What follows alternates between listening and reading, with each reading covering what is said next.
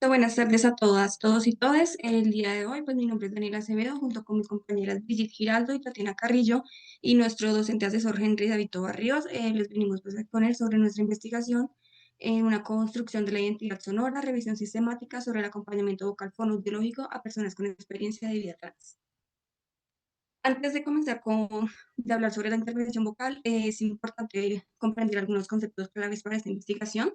Cuando hablamos de personas trans, nos referimos a aquellas cuya identidad de género como tal no coincide con el sexo asignado al nacer. Esto no constituye una condición patológica, sino que más bien es parte como una expresión legítima de la diversidad humana. Dentro de esta experiencia de vida, algunas personas trans pueden presentar una disforia de género que se entiende como este malestar o este sufrimiento que sufren cuando existe una incongruencia entre la identidad de género y las características corporales o sociales.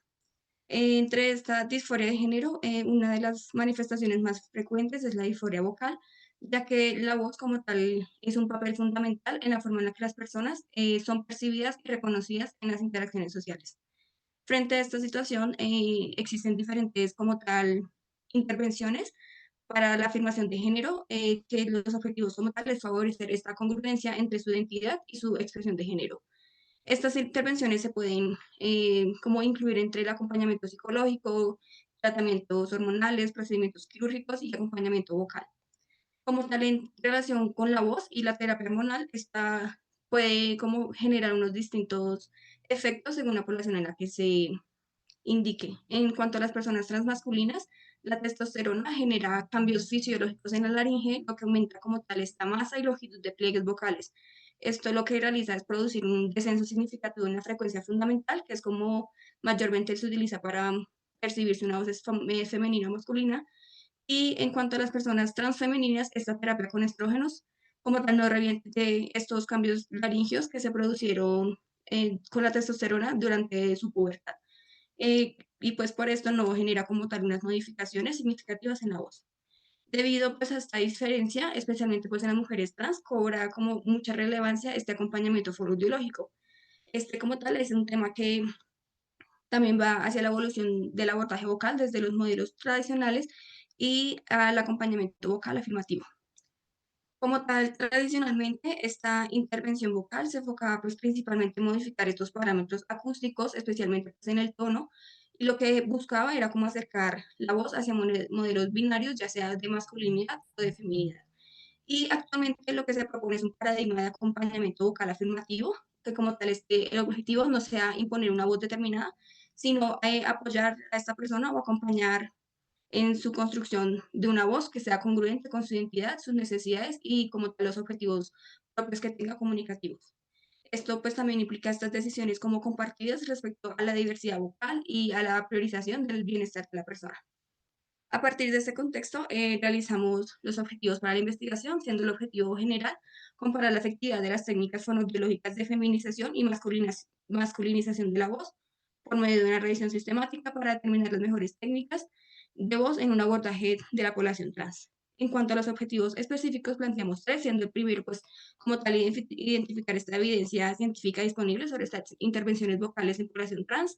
El segundo, describir estas técnicas utilizadas. Y el tercero, comparar su efectividad mediante los resultados acústicos y las medidas de autopercepción. En cuanto a la metodología de la investigación, se realizó una revisión sistemática bajo los elementos prismas con alcance descriptivo y correlacional. Como tal, analizamos variables bibliográficas, variables acústicas, como la frecuencia fundamental, jitter, shimmer, formantes y medidas de autopercepción. En esta metodología se incluyeron estudios cuantitativos que fueron publicados entre el 2010 y el 2016, 26 que reportaron resultados en la intervención vocal en las poblaciones trans. Como tal, esta investigación se realizó durante 6 etapas, siendo diseño de la estrategia de búsqueda, recolección de información, selección de estudios, la extracción de datos, el análisis y como tal ya la elaboración de los resultados. Para esto se utilizaron pues, estas frases de búsqueda que fueron en español, en inglés, en portugués y en francés. Este diagrama como tal ya resume el proceso que llevamos para la selección de datos, tras aplicar los criterios tanto de inclusión como de exclusión, lo que se obtuvo pues la muestra final Como tal, al principio obtuvimos un resultado de 26 artículos finales, siendo el inicio de 19.320. Entre esos 26 artículos, al momento de realizar los resultados del objetivo 3, eh, eliminamos un artículo más para dar un total pues, final de 25 artículos. Pero ya como tal, pues en los resultados de los objetivos 1 se analizaron ya con estos 26 artículos que se fueron publicados entre el 2013 y el 2026. Acá como tal observamos un aumento importante en las publicaciones durante los últimos años, especialmente entre el año 2024 y el 2025. La mayoría de estas investigaciones que encontramos proceden pues, de Europa y de Norteamérica y en un idioma de inglés. Además de que pues, también encontramos que la literatura describe que la intervención vocal como un proceso efectivo e interdisciplinario, principalmente orientado como tal hacia la feminización vocal y no tanto resultados como de masculinización y de personas no binarias. Ya en los resultados del objetivo 2, respecto pues, a las técnicas identificadas, encontramos pues, una amplia variedad de estos enfoques terapéuticos. Como tal, entre los más frecuentes encontramos la terapia resonante, la terapia de afirmación de género, técnicas de elevación de tono, técnicas respiratorias y masajes circularígeos. Esto como tal, pues nos podemos como demostrar que esta intervención actual no depende solamente de una sola técnica, sino es un programa como combinado y adaptados pues según las necesidades de las personas, como pues indican los artículos. Ya en cuanto a los resultados del objetivo 3, los dividimos pues en cuanto a mujeres trans, hombres trans y personas no binarias. Eh, Vamos a explicar como tal los de frecuencia fundamental, los deformantes y los de autopercepción, ya que las otras medidas acústicas como tal se tuvo una muestra muy poca y no se pudo realizar como esta comparación. En cuanto a la frecuencia fundamental, en mujeres trans se utilizaron las técnicas que mostraron como mayor cambio en esta frecuencia fue la MST, la GAVT y la LMRBT. En los hombres trans se mencionaba como el pushing y también como combinado con tanto como la respiración y la higiene vocal. Y para las personas no binarias se utilizó una GAVTC. En cuanto a los formantes, como tal en los formantes encontramos únicamente artículos que iban hacia las mujeres trans, entonces por ende entre hombres trans y no binarias no encontramos como tal este reporte sobre cuál técnica fue el mejor. En cuanto a las mujeres, se mencionaba más la de TAMP, la GAVT y una articulación de P más alta. En cuanto a la autopercepción, en mujeres trans se vuelve a mencionar la MRVT, en cuanto a los hombres la RBT y el masaje circunlaringio. Sin embargo, este como tal fue un estudio único, por lo cual no pudimos como tal comparar cuál era mejor o cuál no, sino que como tal en ese estudio fue lo único que mencionó que en autopercepción los hombres pues mejoraron con estas técnicas. Y en cuanto a las personas no binarias, se vuelve a mencionar la técnica de GAVTC.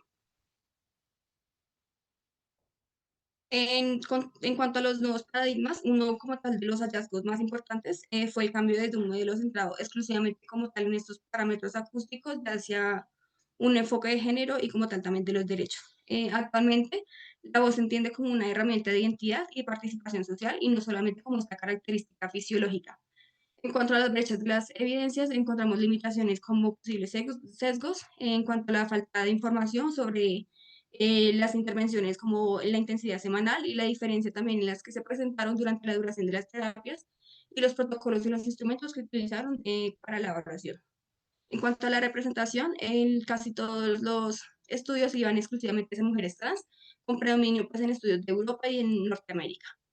Y pues el alcance de la evidencia como tal, como les mencioné, solamente fueron 25 artículos finales. También como tuvimos como esa poca acceso a datos completos, por ende también se ve como en ese alcance, limitación en el alcance de la evidencia. Y también de que los análisis como tal se centraron más a la frecuencia fundamental y no había como tanta evidencia sobre resonancia, prosodia y ya la respiración. Ya como conclusiones, la evidencia respalda que el acompañamiento vocal afirmativo es una intervención pues, que es clínicamente efectiva, que va más allá como de modificar la frecuencia fundamental, sino también como contribuye a la disminución de esta disforia vocal, favorecer la identidad comunicativa y mejorar también la calidad de vida. Em, También finalmente fortalecer este tipo de intervenciones en Latinoamérica puede favorecer una atención más inclusiva y contribuye al cumplimiento de objetivos de desarrollo sostenible relacionados como con la salud, el bienestar y la reducción de desigualdades. Pues muchas gracias por la atención. Les presento pues las referencias sobre los estudios que utilizamos.